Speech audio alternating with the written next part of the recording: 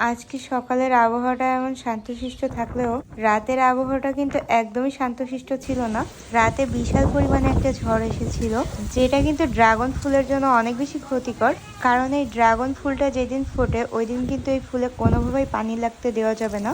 তাই সবগুলো ফুলের পরাগায়ন শেষে আমরা ফুলগুলোকে পলিথিন দিয়ে কভার করে দিচ্ছি, যাতে বৃষ্টি পড়লেও ওই ড্রাগন ফুলের মধ্যে কোনোভাবে পানি না যেতে পারে। এইটা করার রিজনটাও আমি প্র্যাকটিক্যালি বলি। মেইনলি এই ফুলটা কিন্তু সম্পূর্ণভাবে রাতেই ফোটে, তখন কিন্তু ফুলের মধ্যে একটা রেণু থাকে, সেই রেণু থেকেই কিন্তু ফুলের পরাগায়ন হয়ে ফল হয়। আর এই ফুলটা যাতে নষ্ট না হয়ে যায় আর ফলটা যাতে বড় হয়, এই কারণে কিন্তু এই ফুলের আমরা হাত পরাগায়নও করে দিই।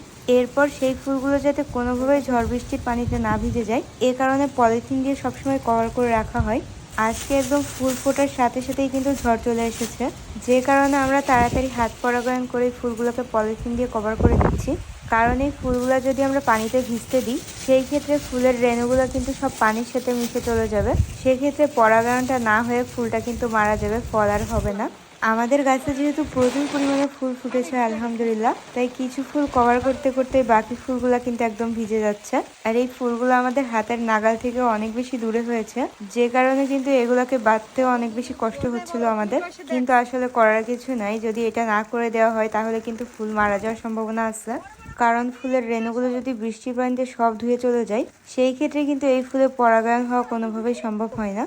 অনেক সময় দেখা যায় ফুল বৃষ্টিতে ভেজার পরেও ফুল বেঁচে যায়, যেটা এক কথায় বলতে গেলে লাকের উপরেই ডিপেন্ড করে। কিন্তু তারপরেও সতর্ক থাকা ভালো। তাই আপনার যদি পসিবল হয় তাহলে অবশ্যই কিন্তু এই প্রসেসটা ফলো করবেন। এতে করে কিন্তু ড্রাগন ফলগুলো বড়ও হয়, পাশাপাশি এই ফুলগুলো বাঁচার সম্ভাবনাও অনেক বেশি বেড়ে যায়।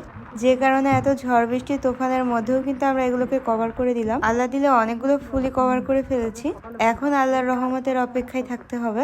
আশা করা যায় আমাদের প্রত্যেকটা ফুলই বেঁচে যাবে। আর এর থেকে আল্লাহ দিলে এবছরও আমরা ভালোই ড্রাগন পাবো।